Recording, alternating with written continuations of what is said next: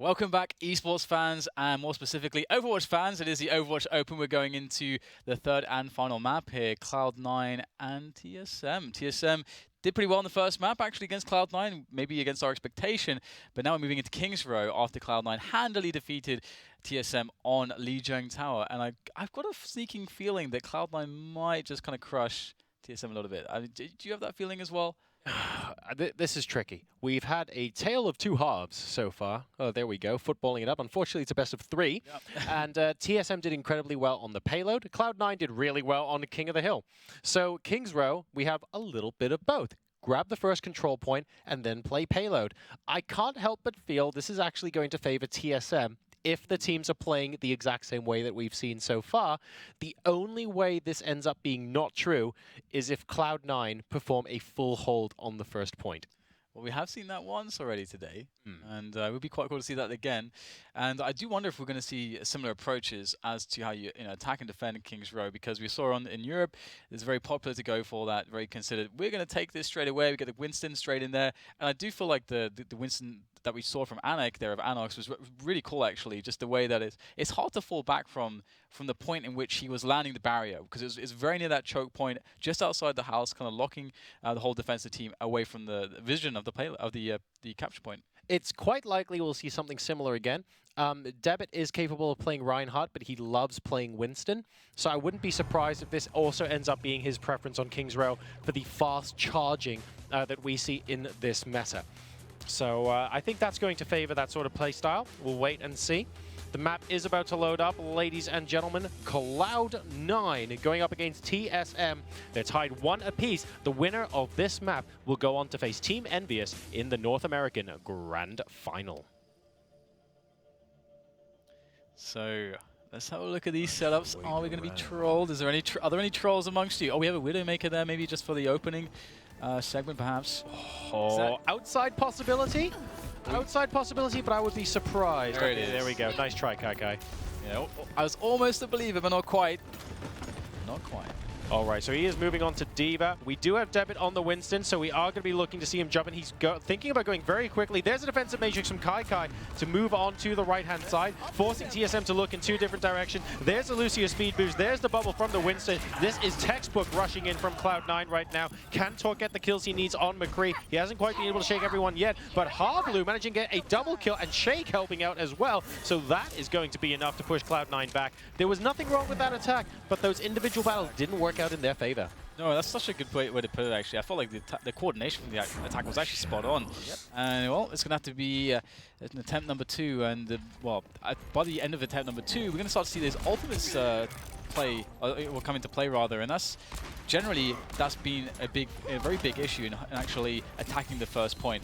Let's keep an eye out. Torque's going Deadeye just to sort of start this engagement here. Not quite able to do anything at the moment. Keep an eye out for the battles. It is Debit versus JKW, because we are going to have the Reinhardt versus Winston kind of dynamic going down here. Reaver with an ultimate available as well, so the battle of the McCrees is going to be rather interesting. And then finally, Shake knowing when to pop that Transcendence, not using it at the moment because Cloud9 have 3 down, so TSM should be able to hold this, but Torque is going to have to run back into the fight. Yeah, and Cloud9 have 3 ultimates available now. Kai is at the moment dead, but that self-destruct is going to help to clear a lot of space towards that point. It's going to be interesting to see where, what kind of placement he's going to be looking at as he gets Shortfall, just barely avoiding getting hooked, and that would have been really annoying as Shortfall got hooked and eliminated there. But in goes the push now. Where is self-destruct going to be dropped there for Kai? There it is. We've got the Dragon Blade coming out unsheathed as the Air Shadow comes into play as well. All the ultimates being dropped. That looked painful. JKW doing a really good job of countering Genji there. Earth Shatter followed by charging into a wall. Very few human beings, or Omnics for that matter, would survive that. Torque now coming in with the Deadeye to support. Unfortunately, he's being annoyed by a rather large monkey with big fists, and that's going to be rather frustrating. Debit doing a good job of splitting the attention here of TSM. I'm not sure it'll quite be enough to get them off the point, though. Yeah, TSM are doing a pretty fantastic job at the moment of holding this one off against Cloud9. It was close in various spots there, but they will be superior. Of course, it is quite a long way to run back from spawn as well, so Cloud9 not really able to find enough damage in these spots to immediately go for a follow-up attack. We see them taking their time, regrouping at the moment. They are pushing it back a lot of players from TSM into the house now as the defense matrix will force its way in from KaiKai, although he'll get thrown right out the mech there and eliminated. Ouch. And Transcendence getting put down, not quite fast enough to save Nicholas, unfortunately there, but that will help TSM stay alive even longer. You can really tell that TSM has so much experience and so much practice on these payload maps. It looks like they're playing a completely different team to the one that lost 3-0 on the previous King of the Hill map to Cloud9. Oh yeah, this is looking gorgeous, and I'm really loving the Zenyatta play coming in. We've seen so much good stuff there on the defense with Zenyatta. Shake's doing a great job combining with the rest of his team, especially Torque, who's on that McCree, of course. And actually, speaking of, has the Deadeye available as well, the only ultimate available for the team, although he's going to pop that just to deter Cloud9 from getting in there, kill some more time, but in comes a Deadeye of Reaver, but the shield is still up for the Reinhardt, so we can't really do much with it just yet. Waiting for the shield to get dropped, but not in time, as the push now comes in from Cloud9. They need it to work. And they definitely do at this point. 23 seconds left to go, and KaiKai getting taken out. This is a really difficult position for them to be in. Is this actually going to be a full hold for TSM? After Cloud9 did such a great job on those control points, TSM, though, of course, doing a much better job on the first payload map, but not even getting to the payload section if they can help it. 5 seconds left to go. Oh yeah, Nicholas just popping the Death Blossom there, a bit of a panic button for him, and maybe a little bit too prematurely right there, as it looks like it's still in contestation. Cloud9 still have a lot of players who managed to sprint their way back onto the point here to try to take it for the team, and it's looking great. KaiKai actually gets 3 players dead there. There is actually a solid chance here, Cloud9 looking like they're actually going to secure it by the skin of their teeth, and maybe just because the Death Blossom went off just a little bit too prematurely there for Nicholas. It's a standard 4 minutes, 21 second first point capture on King's Row, ladies and gentlemen, and Cloud9 kept us waiting. Now, bear in mind that this is... So here's what's weird. In the new competitive mode, this is going to be really important if the payload makes it all the way to the end. If both teams actually stop each other on the second point, then it's distance rather than stopwatch. That matters. So let's see how much Cloud9 can do here. They just need to recollect and be very, very calm with the way they push this. They've managed to do it, better late than never, and here comes a collapse into TSM's position. And more Death Blossoms are raining in, just managing to dodge the charging Reinhardt there, as the shift was hit by Shortfall just in the nick of time. But all the kills are coming in for Cloud9. This is a much better effort from them, as Reaver is going to town across the faces of the TSM players. That Peacekeeper is definitely a good investment for him. These guys swapped positions. Cloud9 struggling to actually take the capture point to begin with, and then suddenly steamrolling everyone through the payload section of the map. Is this really what we're seeing here?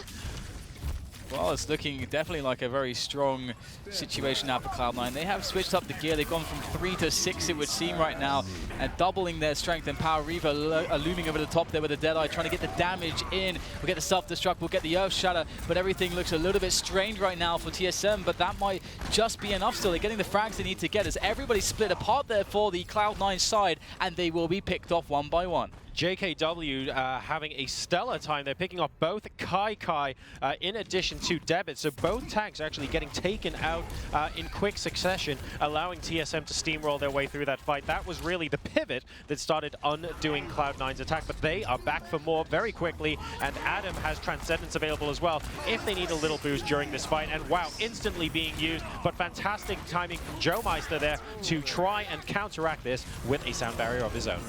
Absolute chaos at the moment as this fight is breaking out all over the place, and we've got Shortfall just chilling with the Reaper, just harassing, just delaying things there, trying to get his team back into position on the payload. As Cloud9, they were doing so well, but now they're really being stopped by TSM. TSM, they've left Cloud9 with only 45 seconds left to get the payload moving again and all the way to the end. Yeah, and that's what happens when you spend so much time on the first point. Getting it in overtime just gives you the minimum amount of time required to get the payload to the second point. It's actually moving backwards at the moment, so we need to see something done, and we need to see it very quickly. Debit getting in position to jump over by the looks of things. This is going to be a single engagement waiting for everyone else. 20 seconds left to go now. So it's all on this one there for the Cloud9 side as TSM look to complete the hold in the middle area, in the winding streets. Death Blossom should be coming in there.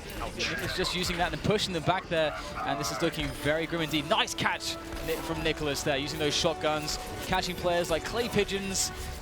And that's going to be the hold. I'll tell you one thing they weren't experiencing there, it was tranquility. Ouch, a complete team wipe, and that will allow, this is going to come down to distance push. The fact that it took them ages to capture on the first point is now neither here nor there. The tiebreaker is distance pushed. And 107.69 meters is the distance to beat. I can do that in 6 minutes, just about. Yeah, do you think... I mean, it'll be a struggle, but I'll definitely give it a good go. Do you think this is... how do you feel this is going to play out then? Because I actually was pretty impressed by TSM. Again, as you mentioned, during the cast, it was a pretty big turnaround compared to their King of the Hill abilities. I think that TSM are now... terrible parking. Absolutely terrible parking. TSM are going to be in a situation now where they basically need to be held on the first point. I feel like there's going to be a lot of momentum if the payload actually gets out, and as a direct result, you just want to prevent the payload from coming out in the first place. That's got to be the play here. And before we saw potentially Cloud9 being a bit fancy maybe. We saw the Symmetra come out on the first map on Hollywood. We're seeing it again, and Kaika's going to pick up the Symmetra. Is he actually going to commit to this? Yep, he absolutely will. We're going to try. So the idea is if Symmetra can... Basically, if the attacking team doesn't take time out of their day to kill off the turrets, Symmetra builds her ultimate very, very quickly. If you get the teleporter down, I'd say about 10 seconds after the teleporter's down, everyone who dies just comes straight back, and it becomes a steamroller for the defending team. Cloud9's play here is going to be stopping TSM from ever getting the payload in the first place, which means that this is a little bit of a risk, but if the teleporter goes down and Kaikai's position pays off, then they're in a much better position to hold. And JKW, you can't fool us. You play Reinhardt. And we do have the Junkrat, of course, which is going to be an interesting mix-up. We haven't seen too many Junkrats on some of the first points. It is quite effective, and we're going to see all the damage raining in with those grenades potentially. And all the turrets set up as well, so it's going to be really cool to see how TSM are actually going to find a way to break this. Yeah, Reaver is actually doing a very good job of just making sure that little archway is completely and utterly soaked in damage, so that anytime TSM want to come in and engage, they're going to have to do that, but coming through several hundred points of absolutely not. And Nicholas coming in and now as well. We actually have a Junkrat on both sides, so a lot of damage being rained indiscriminately here. And a couple of... Oh, it looks like Junkrats take each other out first. And I believe we must have had the teleporter down, but no, and it got taken out by Harblue, yeah. Yeah, I guess killed straight away, basically, so almost no value from that.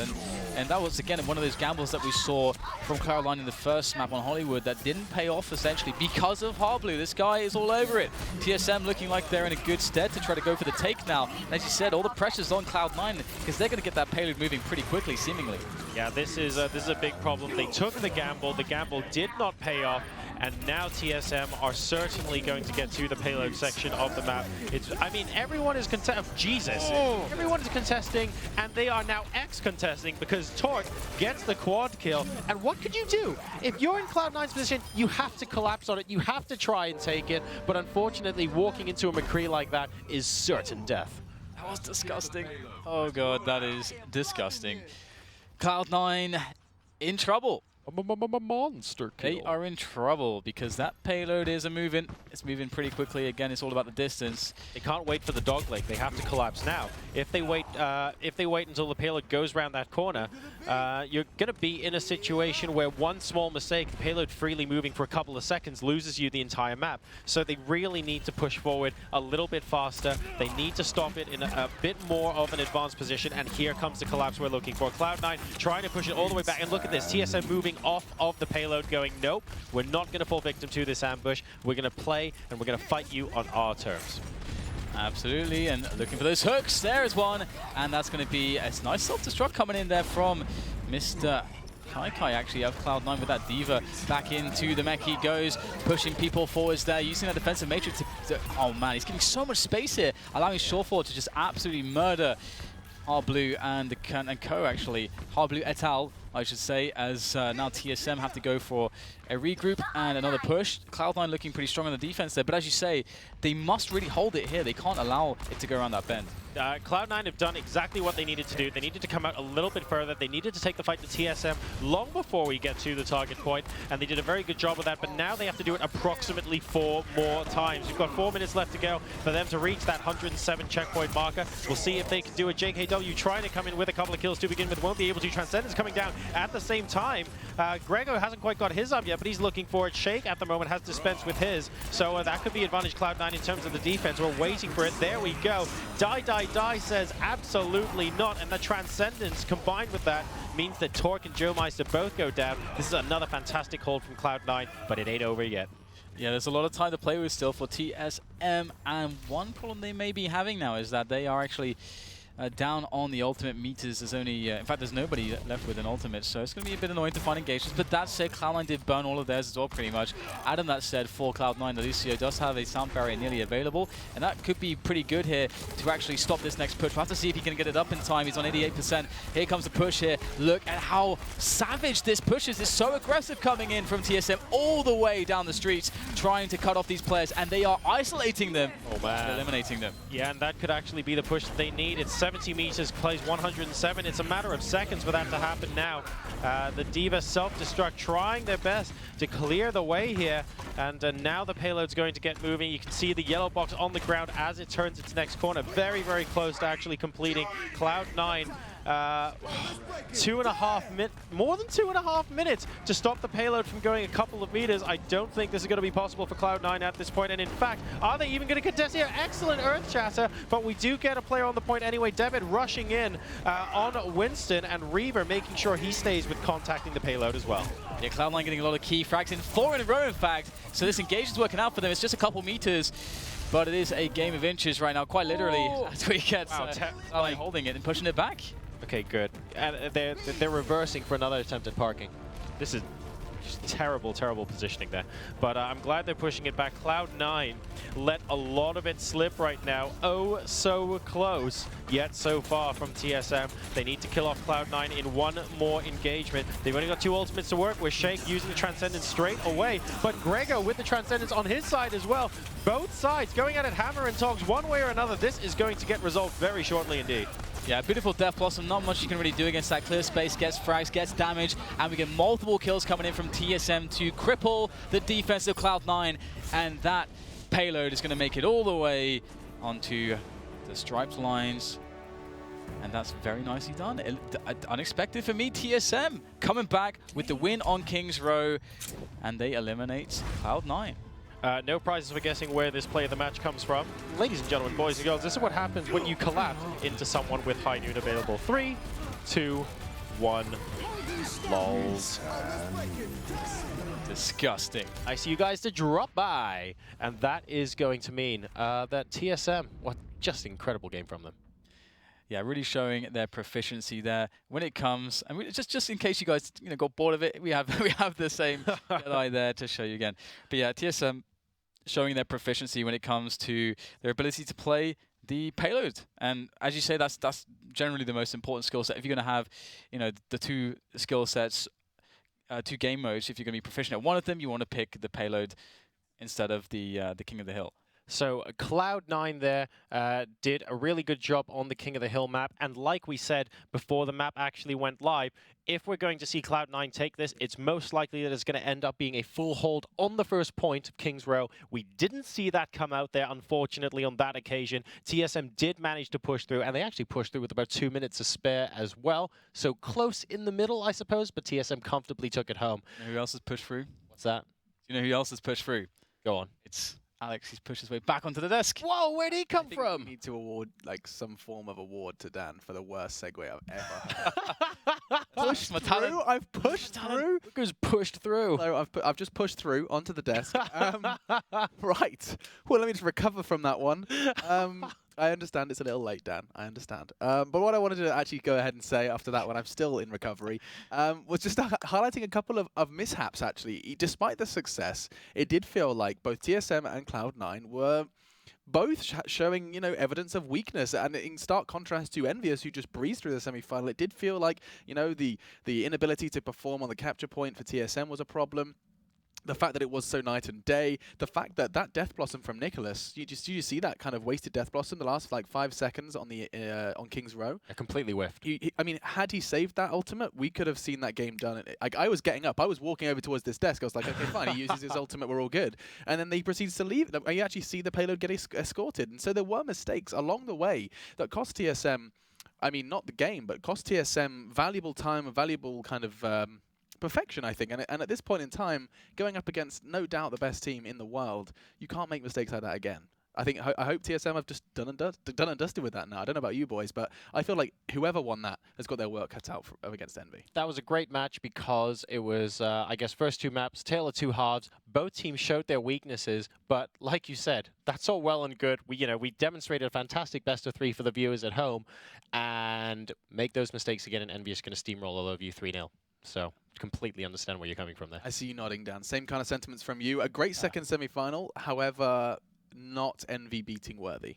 No, of course. I mean, yeah, I think you described some of those pressure situations. That Death Blossom was an interesting one, particularly because you can see it from the perspective, oh, he's trying to buy some time. Maybe he thinks it's over. But a misestimation in those spots when the pressure's high, that can cost you, and it could definitely have cost him at that point. So that is an interesting thing to pick out. But the thing that worries me as well is the King of the Hill was pretty weak in comparison. Like it was night and day difference for TSM there, and obviously, Envious do love a bit of King of the Hill. We saw how amazing they were there. So oh my god, I completely forgot about that. Let's not forget the particularly awesome moment on Lijiang, where I think it took them like 5 tries until, or it was the 5th attempt where they realized actually we have to go and take one of these engagements. We can't just run on and like lose 3 eyes trying to run onto the capture point. That was kind of call that like a bum rush, and it did just feel like they were just kind of throwing their bodies into the hill. Hands on head, time again. There is a part of me that wishes we get to see a King of the Hill map between CLOUD9 and Envious, just because of how well both of them performed there. Because I actually think CLOUD9 gelled really well on map number 2.